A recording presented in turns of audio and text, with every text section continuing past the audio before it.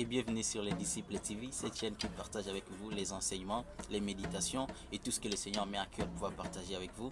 Ça fait un long moment qu'on ne partage pas, qu'on ne médite pas, mais aujourd'hui, le Seigneur a trouvé bon de nous expliquer afin de pouvoir partager avec vous quelque chose qui est très important, ce qui consiste à connaître comment produire les fruits de la marche chrétienne.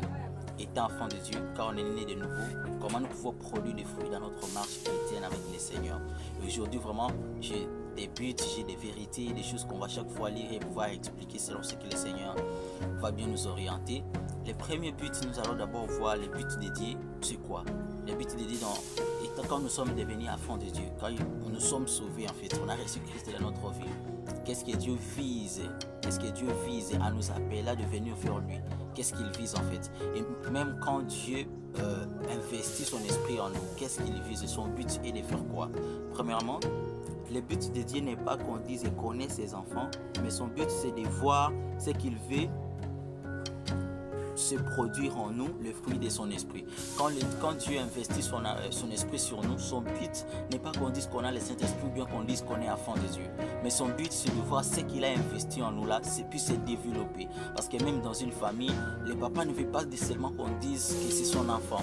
Il veut voir vraiment son enfant grandir. Vous allez voir, il y a certains parents qui n'acceptent même pas qu'on présente certains enfants comme étant ses enfants. À cause de quoi? Il n'y a pas la maturité, il n'y a pas la croissance.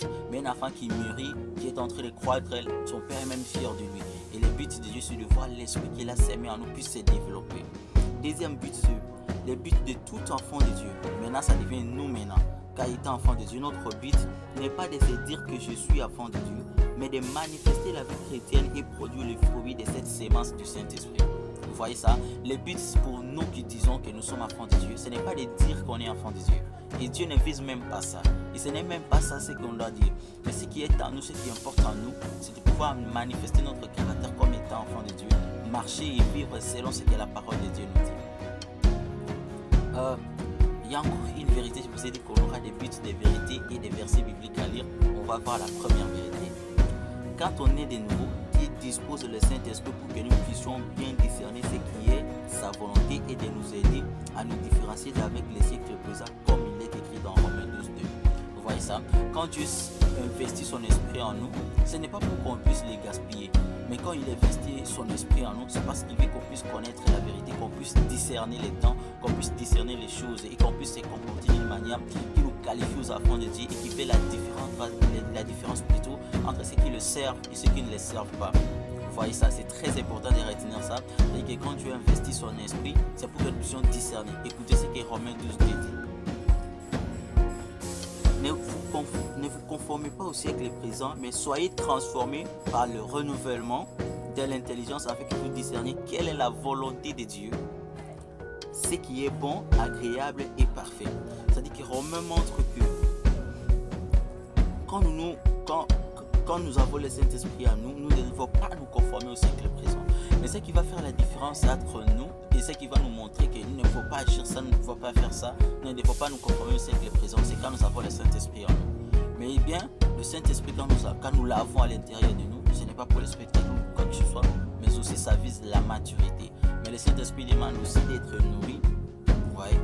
Et encore, le Saint-Esprit demande la maturité, il demande qu'il soit nourri en fait. Parce que quand il n'est pas nourri, vous allez voir qu'il n'y aura pas de fruits. Parce que pour parler du fruit, on voit un arbre qui a beaucoup mûri. On va voir tout à l'heure là. Mais le but, quand Dieu investit son amour, c'est pour que nous puissions grandir. Et quand nous avons le Saint-Esprit à nous, ça va nous aider à discerner quelle est la volonté de Dieu. Voir que ce qui se fait actuellement dans le monde, ça ne caractérise pas un enfant de Dieu, ça ne qualifie pas un enfant de Dieu. En faisant bien la différence entre nous qui servons Dieu et ceux qui ne le servent pas, nous parvenons à produire du fruit, ce qui est recommandé par Jésus. Vous comprenez ça? C'est-à-dire en faisant bien la différence entre ceux qui n'adorent pas Dieu et ceux qui l'adorent, nous parvenons à produire des fruits. Quand nous faisons la différence entre ceux qui adorent Dieu et ceux qui ne l'adorent pas, par notre caractère, notre façon de marcher, notre façon de parler, notre façon de nous comporter, notre façon d'adresser les gens, vous voyez, nous produisons maintenant les fruits, c'est que Jésus vise en fait. Parce que Jésus, il ne vise pas vraiment qu'on dise qu'on est enfant de Dieu. Ce n'est pas ce qu'il est compris, c'est que ça ne l'intéresse même pas. Ce qu'il veut, c'est notre maturité, les fruits, les produits, les résultats de cette vie qu'on dit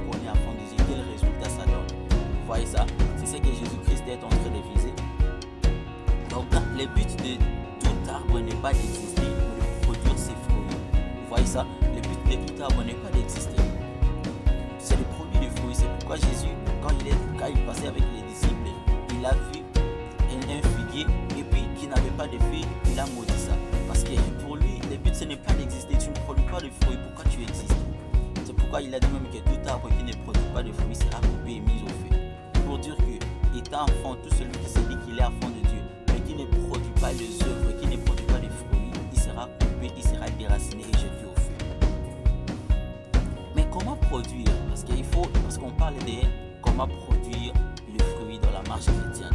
Alors nous savons comment produire le fruit. Alors comment on peut produire le fruit? Quelles sont les astuces? Quels sont les éléments, les choses qui peuvent nous aider à produire des fruits dans la marche chrétienne? Nous savons premièrement s'attacher à la parole de Dieu, la Bible.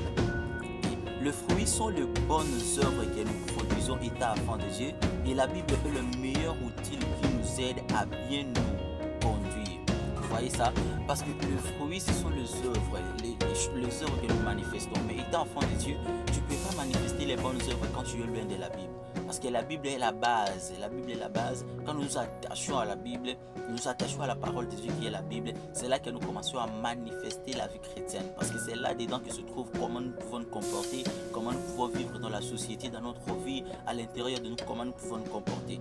Nous pouvons lire Josué 1er 8 qui dit que ce livre de la loi ne s'éloigne point de ta bouche. Médite-les jour et nuit pour agir fidèlement selon tout ce qui est écrit, car c'est alors que tu auras du succès dans tes entreprises, c'est alors que tu réussiras.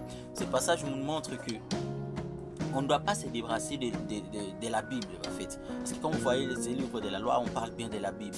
On ne doit pas se débarrasser de la Bible. Quand nous sommes attachés à la Bible, c'est alors que nous allons agir fidèlement dans tout ce que nous faisons. Deuxièmement, demeurer attaché en Christ. Notre attachement en Christ nous permet de bien porter des fruits qui plaisent à Dieu. Car il est la source de toute bonne œuvre. C'est par lui que nous avons accès au Saint-Esprit, car le Saint-Esprit est celui qui nous aide à bien nous comporter. Vous voyez ça?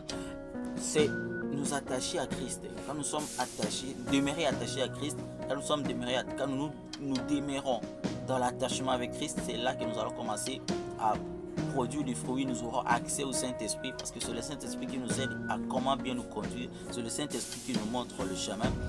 Christ est la vraie source de nos fruits, car nous ne pouvons rien faire sans Christ. Étant enfant de Dieu, tu ne peux rien faire sans Christ. Tu ne peux pas dire que je suis enfant de Dieu et que tu es loin de ce que Christ a dit. Oui, lui-même, il est même le chemin. C'est-à-dire que tu ne peux pas arriver à Dieu sans que tu ne passes par Christ. Et Christ est celui qui nous montre, il nous a appris. Et c'est par lui que nous recevons même le don du Saint-Esprit. Donc il faut rester attaché à Christ.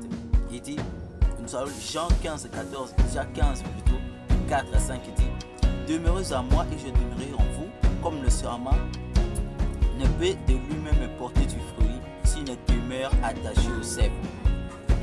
Ainsi vous ne le pouvez non plus si vous ne demeurez en moi. Je suis le cep, vous êtes le serment. Celui qui demeure en moi et en qui je demeure porte beaucoup de fruits, car sans moi vous ne pouvez rien faire. Vous voyez ça? Ici Jésus-Christ est en train de montrer que nous ne pouvons pas nous détacher de lui en fait. Nous devons nous attacher à lui parce que c'est lui qui est notre source, c'est lui qui est notre source. C'est par lui que nous avons même accès au Père. Vous voyez ça? Donc tu ne peux pas te détacher de Christ pour pouvoir vivre ta vie autrement et dire que tu es enfant de Dieu. Vous voyez ça? Il montre que vous ne pouvez rien faire sans moi.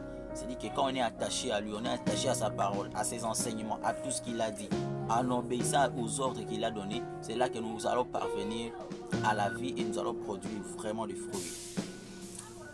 Et nous allons avoir une dernière vérité qui dit, et même au royaume de Dieu, c'est Jésus qui est le chemin qui mène à Dieu. Car pour vivre comme Dieu recommande, nous devons avoir le Saint-Esprit parce que le Saint-Esprit qui nous aide à bien marcher selon la volonté de Dieu. C'est le Saint-Esprit qui nous aide à marcher selon la volonté de Dieu. Et même, c'est celui qui nous conduit vers le royaume. Mais pour pouvoir avoir accès au royaume, nous devons passer par Christ. Et comme il est écrit que rien que l'Esprit de Dieu qui connaît les choses de Dieu, ce qui fait que quand nous avons le Saint-Esprit, alors nous pouvons connaître la volonté de Dieu et l'appliquer. Voilà pourquoi Jésus est l'acteur principal de toute bonne œuvre qui nous approche vers Dieu. Vous voyez ça? Il est écrit que non, il n'y a que l'Esprit de Dieu qui peut connaître la volonté de Dieu. Et quand nous avons le Saint-Esprit, alors nous pouvons avoir la volonté, nous pouvons connaître bien la volonté de Dieu. Donc, il est très important de nous attacher à Christ. Premièrement, c'était nous attacher à la parole de Dieu. Vous voyez, grandir dans la maturité, nous attacher à la parole de Dieu, nous attacher à Christ. Vous voyez ça, c'est très important de nous attacher à Christ et de ne pas nous détacher de lui, parce que c'est lui qui est la source de toutes choses. Je pense que ces peu de choses vont quand même nous aider, nous tous, à pouvoir bien améliorer notre vie et produire des fruits.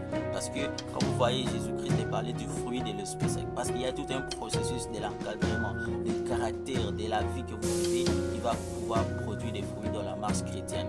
Que Dieu vous bénisse, on se voit pour le prochain numéro. N'oubliez pas de liker, de vous abonner, et de partager, de commenter, de laisser un petit commentaire pour dire ce que vous avez compris et ce que le Seigneur partage avec nous.